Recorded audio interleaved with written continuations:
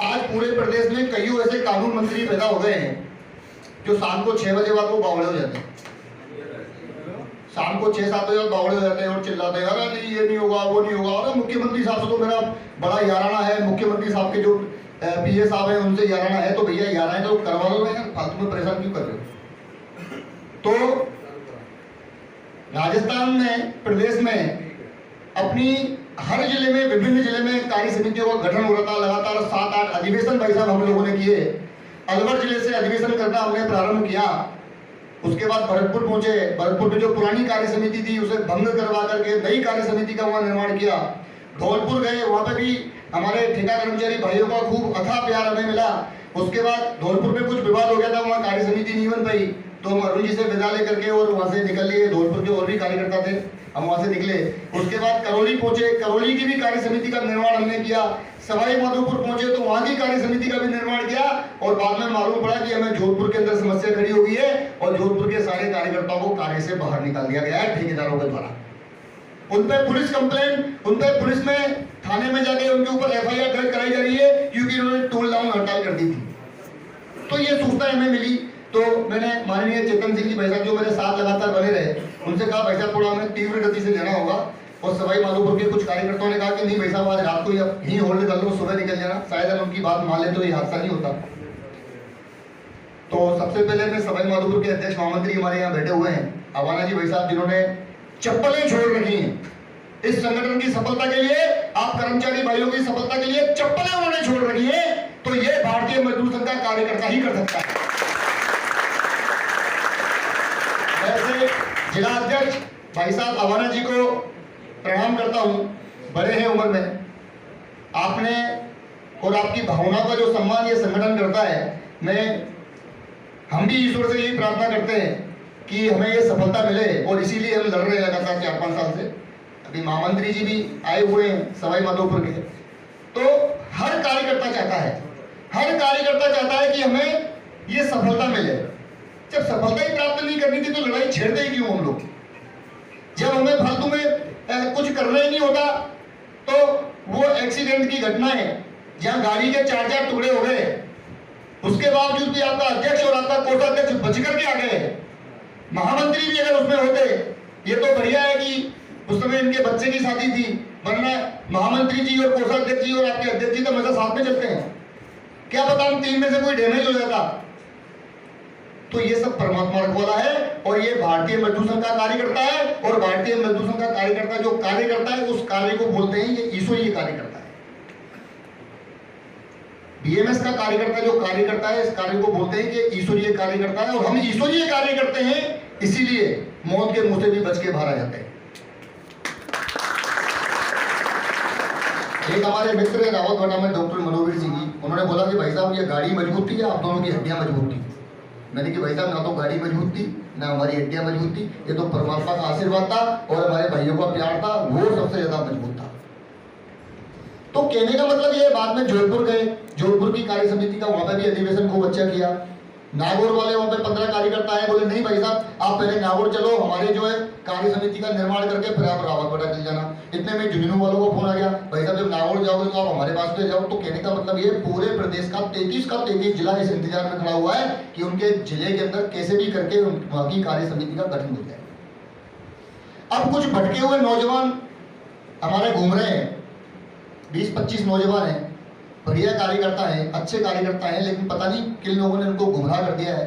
उनका नाम लेना भी अच्छी बात नहीं है, लेकिन मैं उनसे भी पुनः कहूँगा इस मंच के माध्यम से, वो प्रदेश के किसी भी कोने में बैठे हों, मैं उनसे अभी यहाँ से कहूँगा कि वो जो भटके हुए नौजवान हैं, अभी भी समय है, संगठन आपका इंतजार कर रहा है। क्योंकि भारतीय मजदूर संघ एक ऐसा संगठन है कि यहाँ सिर्फ आने का रास्ता है, जाने का रास्ता हमारे यहाँ नहीं है।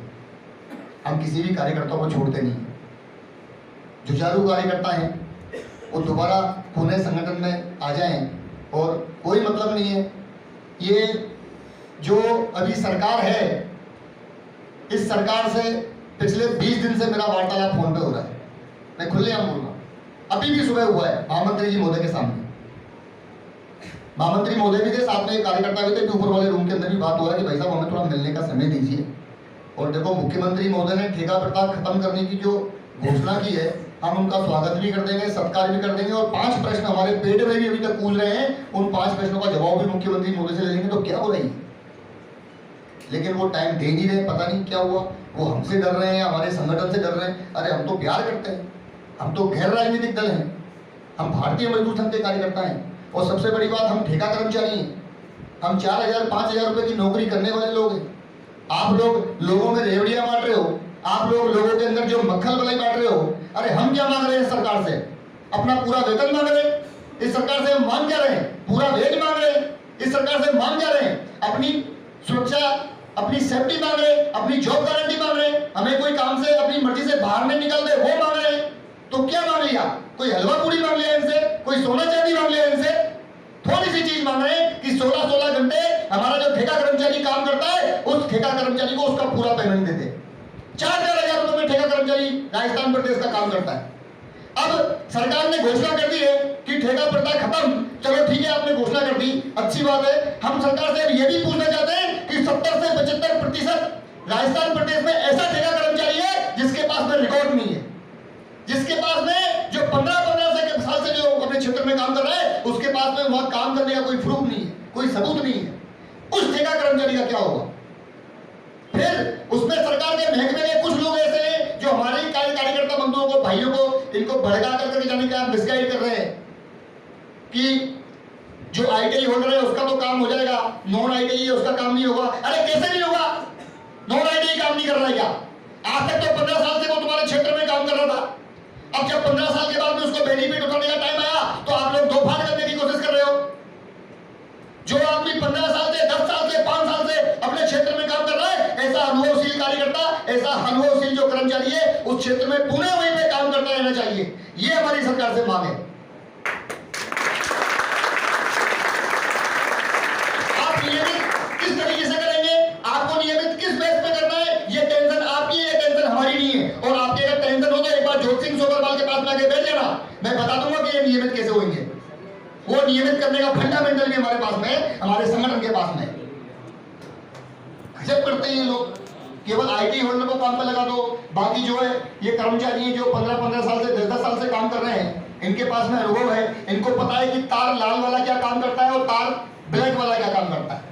इनको पता है कि राजस्थान प्रदेश की सप्लाई कहां से कहां जा रही है, कैसे जा रही है, कौन से जीएसएस पे कौन सा बटन दबाना है, कहां लाइट चालू होगी, कहां बंद होगी, ये पूरा हमारे ठेका कर्मचारी को अनुभव है। अगर विश्वास नहीं हो तो एक बार बैठा लो, आपके सामने इंटरव्यू ले लो, हो सकता है इंग्लिश में। अगर वो इंग्लिश में इंटरव्यू नहीं दे सकता है तो हिंदी में अवश्य दे देगा, और हिंदी में भी नहीं दे सका तो अपने गांव की भाषा में अवश्य दे देगा, और अच्छे अच्छे अंग्रेजों को फेल कर देगा, अच्छे अच्छे इंजीनियरों को फेल कर देगा। ये हमारा दावा है। तो कहने का मतलब यह है, इस मार्फत जो हमारी समस्या है, राजस्थान प्रदेश का 70 से 75% जो कर्मचारी है जिसका रिकॉर्ड नहीं है, इसलिए पूरे प्रदेश में हम लोग कह रहे हैं, महामंत्री जी कह रहे हैं, चेतन सिंह जी चौहान कह रहे हैं, और भी संगठन के कार्यकर्ता कह रहे हैं कि आपका डाटा इकट्ठा करो। जब हम भास्कर या सावन साहब से मिलने गए थे अंदर, तो वहां पे महामंत्री जी भी मौजूद थे, मैं भी मौजूद था, अमर सिंह जी सांगला भाई साहब भी मौजूद थे, विजय सिंह जी वाघेला महामंत्री राजस्थान विद्युत श्रमिक महासंघ के मौजूद थे, और शायद कैलाश जी भाई साहब भी मौजूद थे, 4-5 कार्यकर्ता हमारे भी मौजूद थे। तो वहां पे भास्कर या सावन साहब ने ये कहा कि तुम्हारा डाटा कहाँ है, तुम्हारी लिस्ट कहाँ है, कितने लोग काम कर रहे हो पूरे प्रदेश में बताओ। मैंने कहा 50,000 काम कर रहे हो, 50,000 की लिस्ट लेके आओ। अब जब लिस्ट मांग रहे हैं तो कुछ लोग बीच में टांग अड़ा के बोल रहे हैं नहीं ये लिस्ट का क्या करोगे, इसका क्या करोगे। तो मैं पूरे प्रदेश को यहाँ से संदेश देना चाहूंगा कि अगर ऐसा कोई कहता है कि डाटा का क्या करोगे, लिस्ट का क्या करोगे, कान पर थप्पड़ मार के खींच के मारो उसके। हम लोग संघर्ष कर रहे हैं, पागल है हम लोग जो लड़ाई लड़ रहे हैं अपना घर परिवार छोड़ के लड़ रहे हैं। 800 किलोमीटर दूर से जैसलमेर का कार्यकर्ता भी कैसे अपने जेब का पैसा और किराया भाड़ा खर्च करके जयपुर में आता है मीटिंग करने के लिए। आज की मीटिंग की मुझे कोई आवश्यकता नहीं थी, संगठन को कोई आवश्यकता नहीं थी, लेकिन बुलानी पड़ी। बुलाने का कारण यह था कि आप सब 33 जिलों के कार्यकर्ताओं को यह संदेश दिया जाए कि किसी से भ्रमित होने की आवश्यकता नहीं है आपको। कुछ लोगों ने संगठन में यह कहा कि अब पहले जैसा तेज और जोश सिंह के अंदर दिखा, तो जोश सिंह पहले भी तेजवीर था और आज भी तेजवीर है। और जोश सिंह ही नहीं है, महामंत्री पहले भी ऐसा था और आज भी ऐसा ही है। 15 दिन दिन 10 दिन अगले आदमी के घर में शादी है, कोई समारोह है, अगला आदमी कोई कुछ बोल नहीं पा रहा है, अरे पहले अपना काम निपटाएगा, क्या निपटाएगा वो आदमी? शर्म आनी चाहिए ऐसे लोगों को। चेतन सिंह जी एक्सीडेंट होने के बाद में बेड रेस्ट पे पड़ गया, मैं बेड रेस्ट पे पड़ गया, आदमी कुछ बोल नहीं रहा है, वो पहले अपनी पीड़ा से उलझा हुआ है।